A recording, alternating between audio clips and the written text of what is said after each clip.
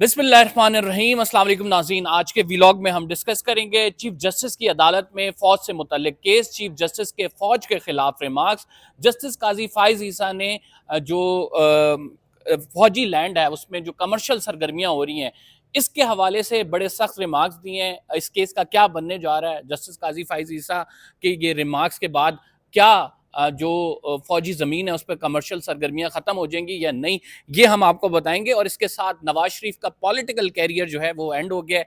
और जो नवाज शरीफ साहब इमरान खान साहब को एक आप ये कह सकते हैं कि कैद के बाद एक नई सज़ा नाअहली, और इसके साथ साथ हमने ये देखा कि जिस तरह से पीटीआई को एक कॉर्नर पे किया गया, लेकिन इसका अब असर ये निकला है जो हमने इलेक्शन रिजल्ट्स के बाद देखा है कि नवाज शरीफ साहब का पॉलिटिकल कैरियर अपना जो है वो ख़त्म हो चुका है। और इस टाइम जो है मुस्लिम लीग नून के जो सीनियर रहनुमा है वो ट्विटर फेसबुक पे अपने ख्यालात का इजहार करते नज़र आ रहे हैं और बड़े सैड दिखाई दे रहे हैं। हमारे साथ सोहेल रशीद साहब मौजूद हैं, इनसे इन दोनों स्टोरीज पे बात करेंगे। इस्लामाबाद हाई कोर्ट ने भी एक बड़ा अहम फैसला जो है इस टाइम महफूज किया है। वो इस्लामाबाद के तीनों हलकों पर जो नताइज जारी किए गए, जो नोटिफिकेशन हुआ इलेक्शन कमीशन का, उसके खिलाफ जो है तहरीक इंसाफ के रहनुमा जस्टिस आमिर फारूक की कोर्ट में गए थे। उसमें क्या हुआ है वो भी हम इस व्लॉग में डिस्कस करेंगे। सबसे पहले सोहेल साहब, आज जो है तकरीबन 8 से 9 दरखास्तें थी जो कि कमर्शियल सरगर्मियां जो फौजी इदारे की हैं, दिफाई इदारे की कमर्शियल सरगर्मियों के हवाले से थी। इस पर चीफ जस्टिस काजी फ़ाइज़ ईसा की जानिब से बड़े अहम रिमार्क्स आए हैं। उन्होंने कहा है कि हर किसी का अपना मैंडेट है, उस मैंडेट का एहतराम करना चाहिए। फ़ौज का काम दिफा करना है, कारोबार करना नहीं। ये धंधे जो हैं नहीं चलाए जाने चाहिए। जो आपको ज़मीन दी जाती है इस पर आपने शादी हॉल्स बनाए हुए हैं, कारोबार खोले हुए हैं, ये नहीं करना चाहिए। अटॉर्नी जनरल को कहा है हमें इस बात की यकीन दहानी कराएं कि आप ये काम नहीं करेंगे। और अटॉर्नी जनरल ने जी ठीक है कह दिया। आगे से फिर जस्टिस काजी फ़ाइज़ ईसा ने कहा कि मतरूका वक्फ इमलाक की एक बिल्डिंग थी जिसको जाली कागजात पे फ़रोख्त किया गया, और उस टाइम मतरूका वक्फ इमलाक सोया हुआ था और उसके बाद फिर ये केस बन गया। सिंध बिल्डिंग कंट्रोल का भी मामला है, उन्होंने भी इसमें चेक एंड बैलेंस नहीं किया और जस्टिस काजी फ़ाइज़ ईसा ने फिर हुक्म दिया है कि इसकी दोबारा से जांच पड़ताल की जाए। सिंध बिल्डिंग कंट्रोल को कहा है कि आपने देख कर क्यों नहीं किया, उनके खिलाफ कार्रवाई का हुक्म दिया है। लेकिन ओवरऑल फौजी सरगर्मियों के हवाले से जो आपका कमर्शियल एक्टिविटीज़ हैं उस पर चीफ जस्टिस ऑफ पाकिस्तान ने अटॉर्नी जनरल से यकीन दहानी मांगी है। तो फौजी सरगर्मियाँ तो बड़ी, आपको पता है डीएचए है, उसमें डीएचए में सीएसडीज हैं आपको पता है कि, और इसके अलावा जो अस्करी टावर्स हैं, फिर तकरीबन इस टाइम 30 से ज़्यादा ऐसे बिजनेसेस हैं जो कि हमारी डिफेंस कर रही है। जस्टिस काजी फ़ाइज़ ईसा क्या यकीन दहानी लेने में कामयाब हो जाएंगे अटॉर्नी जनरल? बहुत शुक्रिया कमर साहब। सबसे पहले तो आपने इतनी सारी बिजनेसेस का नाम लिया, तो उसमें फ़ौजी फाउंडेशन जिसमें शोहदा की फैमिलीज़ को जो है ना सपोर्ट किया जाता है बिज़नेस करके, और इस तरह की चीज़ें भी हैं जो एक्टिविटीज़ हैं और जिनको जस्टिफाई किया जाता है और राइटली भी जस्टिफाई किया जाता है आर्मी की जानिब से कि उनका आप पूरा ऑडिट देख लें कि उससे हम करते क्या हैं, कि जो मुल्क के लिए जाने देते हैं हम उनकी फैमिलीज़ की उसमें से देखभाल, उनके लिए जो सारा उनके बाद अगर वो जान से चले जाते हैं तो उनकी फैमिलीज़ को कैसे सपोर्ट किया जाता है, वो सारा एक उनके पास आर्गूमेंट होता है। तो ओवरऑल मैं नहीं समझता कि इस एक केस के ज़रिए वो आर्मी का पूरा जो एक ना नया डोमेन तय करवा सकेंगे। उसके लिए सिर्फ सुप्रीम कोर्ट का एक ऑर्डर नहीं चाहिए होगा, उसके लिए आपको कवानीन देखने होंगे, उसमें शायद आइन तक भी जाना पड़े कि उसमें किसी भी इदारे को, फिर बाकी इदारे भी देखने होंगे ना। फ़ौज को आप सिंगल आउट नहीं कर सकेंगे, बाकी इदारे भी आपने देखने होंगे, क्योंकि यहाँ पर कौन सी होती हैं हाउसिंग सोसाइटीज़, हर इदारे ने अपनी बनाई हुई हैं, जिसमें आपकी एफआईए वाले भी हैं, आईबी की भी अपनी गुलबर्ग ग्रीन जो है वो आपको पता है ठीक आईबी है। क्या है। हाँ। इस तरह सारों की जो है ना अपनी वो होती हैं societies. Supreme court cooperative housing cooperative, जी बिल्कुल सोसाइटी भी है। एग्जैक्टली, कोऑपरेटिव सोसाइटीज़ जो हैं वो हर इदारे की हैं, वो अपने स्टाफ के लिए, उनके बेनिफिट के लिए वो सारी एक चीज़ें उसमें ना इंक्लूसिव होती हैं। तो उसको आप बिल्कुल भी अलग करना मेरा ख्याल है बड़ा मुश्किल है। इससे पहले इस्लामाबाद हाई कोर्ट में जब चीफ जस्टिस अतर मिनल्ला थे तो उन्होंने इस मामले को टेकअप किया था और कुछ आगे मामलात बड़े भी थे, लेकिन बहुत ज़्यादा आगे उसको मंतकी अंजाम तक नहीं पहुँच सके। अब ये मेरा ख्याल है कि रिमार्क्स क्या तक ठीक था। अटॉर्नी जनरल रिमार्क्स फिर अपनी खबरों के कैपेसिटी लिए में दिए दिए गए हैं। अटॉर्नी जनरल अपनी कैपेसिटी में ये यकीन दहानी नहीं करवा सकते, क्योंकि इसके लिए उनको भी हिदायत भी लेनी होंगी, उसके बाद आइन कानून सब देखना होगा। क्या किसी कानूनी तरमीम से अगर कदगन लगाई जाती है तो क्या वो सिर्फ फौज के लिए लगाई जाएगी या बाकी इदारों के लिए भी लगाई जाएगी कि कोई अपना कारोबार नहीं करेगा। ये सारी बड़ी डीप चीज़ें और बड़ी आगे तक जाएंगी। ऐसे एंड फॉर न्यूज मेरा इट नहीं सीम्स ख्याल। अ वेरी गुड रिमार्क्स, मतलब इसमें भले भले हो काजी जी साहब जी की जी। यार, आपका काम सर दिफा करना है, कारोबार करना नहीं। ठीक है, वो खबरें लग गई, लीड लग गई, लेकिन this is a very complex procedure as well. और इसके साथ साथ हम देखें कि इस टाइम जो मुख्तलिफ बिजनेसेस रन किए जा रहे हैं उनकी मुख्तलिफ जस्टिफिकेशंस मौजूद हैं।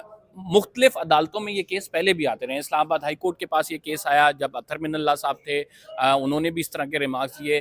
फिर जस्टिस गुलजार अहमद की अदालत में आपको पता है कि यहाँ पे फौजी हॉल था एक एयरफोर्स के, ये जो एवेन्यू है माडला रोड पे, उसको उन्होंने चेंज कराया। वहाँ पे कहने जो की बात यह है कि कमर्शियल आप ज़्यादा से सरगर्मियाँ ज़्यादा उसको ना रेगुलेट कर सकते हैं। रेगुलेट, अब उन्होंने ठीक है? उसकी हद तक रेगुलेट कर हाँ। दिया। लेकिन ये जो ओवरऑल है कि फौजी जो कारोबारी एक्टिविटीज हैं, कमर्शियल एक्टिविटीज हैं, वो खत्म हो, मेरा नहीं ख्याल सुप्रीम कोर्ट वो करा सकती है, और ऑर्डर होगा तब भी कुछ भी नहीं होगा। ये आज सिर्फ चीफ रिमार्क्स है। जस्टिस साहब ने जो है ना, एक तो ये केस हो गया, 2-3 ऐसे एरियाज में उन्होंने जो है ना आज जाके टच किया है मुख्तलिफ केसेस में।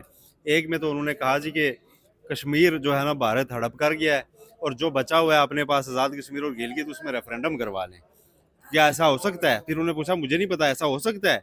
एडिशनल अटॉर्नी जनरल ने कहा कि हम आईनी धारे में लाना चाहते हैं लेकिन उसमें ना कुछ कन्वेंशन या रुकावट हैं। अब इस तरह की चीज़ यहाँ से अगर ट्रिगर होगी और एक बहस चलेगी, पाकिस्तान का एक प्रिंसिपल स्टांस यह है कि अक़वाम मुत्तहिदा की करारदादों के मुताबिक पूरे कश्मीर में प्लेबिसाइट होगा। हाँ ठीक है? वो अक़वाम मुत्तहिदा कराएगी कि लोग किसके साथ रहना चाहते जी हैं। जी जी। तो अगर हम जो बचा हुआ है आज़ाद कश्मीर या गिलगित यहाँ से हम करवा के कहते हैं कि पाकिस्तान को उन्होंने वोट दे दिया, ये हमने रख लिया और बाकी की हम बात ना करें, हाँ तो जो श्रीनगर में कौमी परचम में दफन हो रहे हैं उनको क्या जवाब देना है? और जो कश्मीर में रैशनली इट्स नॉट इतनी पॉसिबल, हाँ यू आर पॉसिबल नहीं एब्सोल्युटली है और राइट मेरा अबाउट। ख्याल है हर्ट करते हैं ये अच्छा, कश्मीरियों को हर्ट करते हैं। और मैं सेंटीमेंट इसलिए भी समझता हूँ कि मैं कश्मीरी हूँ कि वहाँ पे ये कितना गहरा डीप सेंटीमेंट है और अगर इस तरह की हेडलाइन वो लिंक्स विद देयर आइडियोलॉजी, पढ़ेंगे देयर कल्चरल एस्पेक्ट्स, और जी जी, उस इलाके की तो ये डेमोग्राफी को उनको देखते हर्ट हुए। करेगी। इस तरह की बात जो है नहीं होनी चाहिए कि जो बचा हुआ है उसके ऊपर आप अच्छा सोहेल, कर वेरी लें। क्विकली हम नेक्स्ट स्टोरी पे मूव ऑन करते हैं, और नेक्स्ट स्टोरी ये है कि वो नवाज शरीफ साहब जो इमरान खान साहब को कॉर्नर कर दिया था, मतलब सिर्फ करना नहीं चाहते थे, कर दिया था, एस्टैब्लिशमेंट के साथ मिलकर जो चीज़ें हुई, अब वो नवाज शरीफ साहब वजारत उज़्मा के उम्मीदवार नहीं रहे। हमने ये स्टोरी की थी कि शहबाज शरीफ साहब आएंगे और शहबाज शरीफ साहब लीड करेंगे। अब हम आपको ये खबर दे रहे हैं कि सदर जरदारी साहब जो हैं वो मुमकिना तौर पर चार्ज संभालेंगे, और वो सदर आरिफ अलवी की तरह इनएक्टिव उस तरह से नजर नहीं आएंगे, एक्टिव रोल प्ले करेंगे बहुत। और जो आप समझते हैं कि गवर्नरशिप्स हैं और चेयरमैन सेनेट है, स्पीकर कौमी असम्बली है, इस पर पीपल्स पार्टी की डील मजबूत नजर आ रही है। लेकिन इस तमाम मामले में हमें मुस्लिम लीग नून के रहनुमा बड़े सैड नजर आ रहे हैं कि नवाज शरीफ का एक जो इतना तवील कैरियर, और उसके बाद फिर नवाज शरीफ का इतना ढोल पीटा गया कि वो मुल्क के वजीर आजम आ रहे हैं, चौथी दफ़ा वजीर आजम बनेंगे, लेगेसी छोड़ के जाएंगे, इतनी दफ़ा कोई नहीं बना, किस्मत उनका साथ दे रही है, तो वो सारी जो है बातें हवा में चली गई जब शहबाज शरीफ का कल ऐलान हुआ। दो वजूहात इसकी नज़र आती हैं, एक तो मैंडेट लोगों की जानिब से नहीं मिला, दूसरी जानिब एक ये भी नज़र आता है कि उनके साथ हाथ हो गया। आप समझते हैं उनके साथ हाथ हुआ है? देखें, हाथ होना ना होना तो अवाम के हाथ में होता है कि अवाम किसे मुंतखब करते हैं किसे नहीं करते। उससे पहले जो भी होते हैं दावे ही होते हैं। लेकिन दावों में जो है ना, इतना ही अगर कहा जाए कि अवाम हमारे साथ है तो ठीक होता है। जब ये कहा जाता है कि हमारी बात हो गई है, हमने ही आना है, तो बात किससे हुई है? अवाम ने वोट देना है, अवाम से ही आपने बात करनी होती है। अब पहले हेडलाइंस लगवा दी कि नवाज शरीफ वज़ीर आज़म, उसके बाद अब वो बन नहीं रहे। मेरा ख्याल है उन्होंने शहबाज शरीफ साहब को कहा है कि जनाब ये आपकी सेटिंग थी, आपको मुबारक, आप संभालें, मैं नहीं आ रहा इसमें। और बड़ा वाजे अब मरियम नवाज साहिबा ने उस पर जो क्लैरिफिकेशन दिया वो और ज़्यादा मज़े किया है। उन्होंने कहा जी नहीं, नवाज शरीफ सियासत से इररेलेवेंट नहीं हुए ना, वो उन्होंने दस्तबरदार हुए हैं, वो किंग मेकर हैं, वो पीछे बैठेंगे और पीछे बैठ के चीज़ें देखेंगे। लेकिन आप समझते हैं, आप सारों को पता भी है कि वो पहले से कहते थे कि मेरी सादा अक्सरियत हो तो ही मैं हुकूमत चलाऊंगा, अदरवाइज वो मखलूत हुकूमतों के कायल नहीं है। इस स्टेटमेंट में मरियम नवाज साहिबा की जो ट्वीट है उसमें वो इस चीज़ की तस्दीक कर रही हैं कि जो शहबाज शरीफ गवर्नमेंट बनाने जा रहे हैं इसे नवाज शरीफ की तायद हासिल नहीं है। वो नहीं समझते कि ये कोई अच्छा सिस्टम है गवर्नमेंट चलाने का कि आप बहुत के साथ मिलकर अपनी पार्टी की गवर्नमेंट बना लें।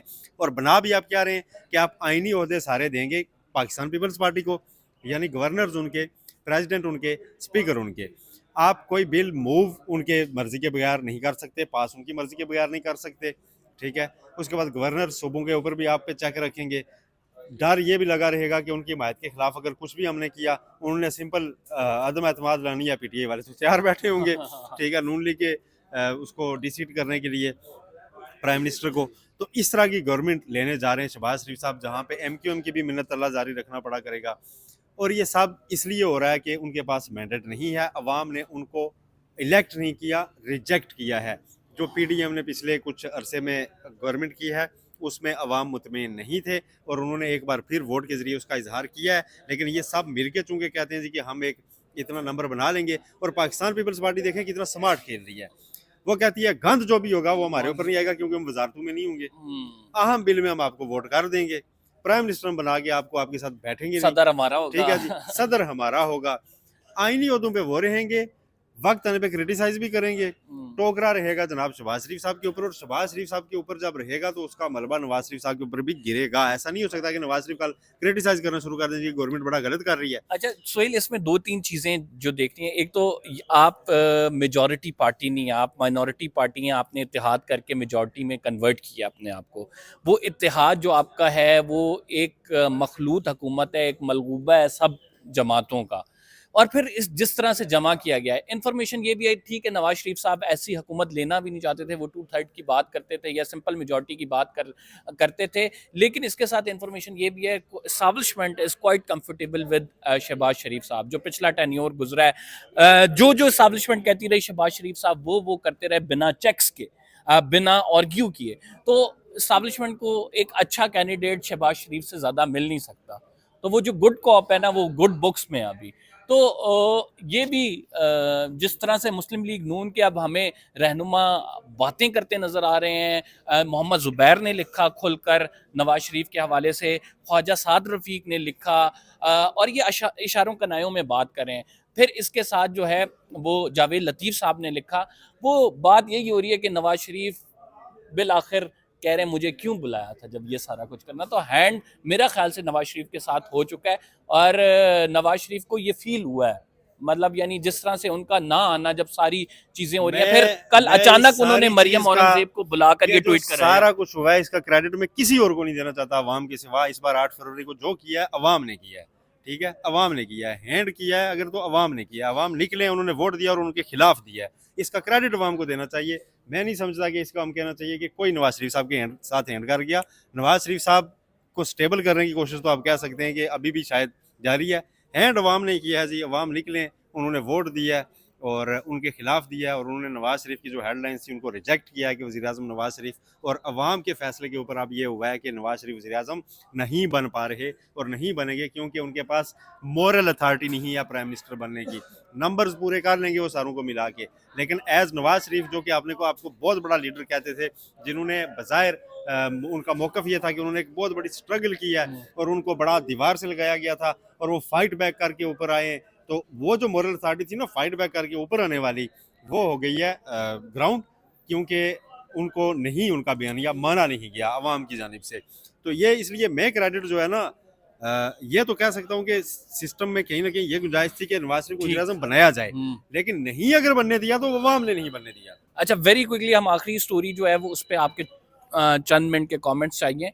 आमिर फारूक साहब ने एक फैसला महफूज किया, इस्लामाबाद के 3 हलकों पे नोटिफिकेशन जारी कर दिया गया। शुएब शाहीन ने दरख्वास्त दी थी कि सर फॉर्म 45 मेरे पास है, आप नोटिफिकेशन ना करें, स्टे दे दें, लेकिन वो स्टे नहीं दिया गया। और इलेक्शन कमीशन ने जाके वहाँ पे कहा कि सर वो तो जो नोटिफिकेशन था वो तो मशरूत था, अगर कंसोलिडेशन होती तो जो है हमने नोटिफिकेशन नहीं करना था। अब वो कंसोलिडेशन हो चुकी है तो हमने नोटिफिकेशन पर कर दिया है, और अब हम ये देख रहे हैं कि नंबर काउंट्स भी पूरा हो गया, हुकूमत भी बन जाएगी। तो इन सलमान अकरम राजा, शुएब शाहीन, अली बुखारी, इनको इंसाफ मिलता हुआ आपको नजर आएगा आइंदा आने वाले दिनों में, या सर बहुत मुश्किल है? देखें, इनको किसी न किसी फोरम पे तो मेरा ख्याल है कुछ रिलीफ ज़रूर मिलेगा, क्योंकि फॉर्म 45 वाला इशू बड़ा डीप हो चुका है, वो इतना अब सादा नहीं है। और अगर उनके पास पूरे फार्म 45 मौजूद हैं, जिसकी तायद बाकी पॉलिटिकल पार्टीज भी कर रही हैं, एक मुस्लिम लीग नून के अलावा, कि यस यही वाला हमें भी मिला था और उसके मुताबिक यही जीते हुए हैं इस्लामाबाद की हद तक, तो ये हो रहा है। मुस्तफ़ा नवाज जो हैं वो ये बात कर रहे हैं, जमात इस्लामी ये बात कर रही है, बाकी अवामी वर्कर पार्टी वगैरह यही कह रहे हैं कि यहाँ से पीटीआई के जो हमायत याफ्ता आज़ाद उम्मीदवार थे वो जीते थे। लेकिन चीफ जस्टिस आमिर फारूक साहब ने जो फैसला महफूज किया है, इलेक्शन कमीशन से ज़्यादा जो रिलेटेड मैटर्स होते हैं उसमें चीफ जस्टिस आमिर फारूक साहब का तरीकाकार ये रहा है कि उसमें अगर कोई बात ऐसी नज़र आ रही हो जो कि तवज्जो तलब हो, तो वो रिमांड बैक किया करते हैं इलेक्शन कमीशन को कि आपका मैटर है, आप इसको देख लें। तो मुझे फौरी तौर पर कोई ये तो रिलीफ नहीं मिलता नज़र आता कि नहीं तारक फजल चौधरी और फलां फलां डी सीट और ये जो है ना इनको नोटिफाई किया जाए, उस मेरिट्स पे अभी वो नहीं गए ये होंगे कि सलीमुल्लाह कलीमुल्लाह चलेगा अभी। उन मेरिट्स पे जाते तो एक दिन में चीफ जस्टिस आमिर फारूक फैसला महफूज ना कर दे, उसमें काफ़ी लोगों को सुना जाता, उसमें बड़ा डीपली जाया जाता, वो बात नहीं हुई। इसका मतलब है जी। कि ये बात एक महज ज़ाब्ते की हद तक है और मुमकिन है कि उनकी दरखास्तें वहाँ से खारिज हो जी, जाएं। बहुत शुक्रिया सोहेल रशीद साहब। सोहेल रशीद साहब ने कहा, जिस तरह मैं भी इस बात पे मुत्तफ़िक हूँ कि ये मामला इतना आसान नहीं है और ये मामला जो है अभी अदालतों में चलेगा, उसके बाद जाकर कहीं किसी स्टेज पे जाकर ये रिलीफ जो है सलमान अकरम राजा, अली बुखारी, शुएब शाहीन और दीगर जो रहनुमा है उनको दिया जा सकता है। फिल फॉर ये हुकूमत कायम हो जाएगी, मखलूत हुकूमत होगी, बड़ी कमज़ोर हुकूमत होगी। कुछ अरसे के लिए भी कहा जा रहा है लोगों की जानिब से, क्योंकि जब आप फैसले नहीं कर पाते, जब आपको लोगों का मैंडेट हासिल नहीं होता, तो आप कोई भी चीज़ करेंगे, कोई भी एक्टिविटी करेंगे, उसका आपको जो है बैकलैश आएगा। बिजली के रेट्स बढ़ाएंगे, पेट्रोल की कीमतें बढ़ाएंगे, निजकारी के अमल की तरफ जाएंगे, तो वो तमाम चीज़ें ये देखनी है। लेकिन चूँकि इस जो मखलूत हुकूमत है इसको इस्टाब्लिशमेंट की बैक होगी, तो इतना जल्दी भी ये मामला ख़त्म नहीं होगा। बहरहाल पाकिस्तान के लिए कोई ज़्यादा बेहतर हालात नहीं है। फिलहाल के लिए इतने। कमर ज़ैदी को इजाज़त दीजिए। अगर आपने अभी तक चैनल सब्सक्राइब नहीं किया तो सब्सक्राइब ज़रूर कर लें। अल्लाह ने के बाद।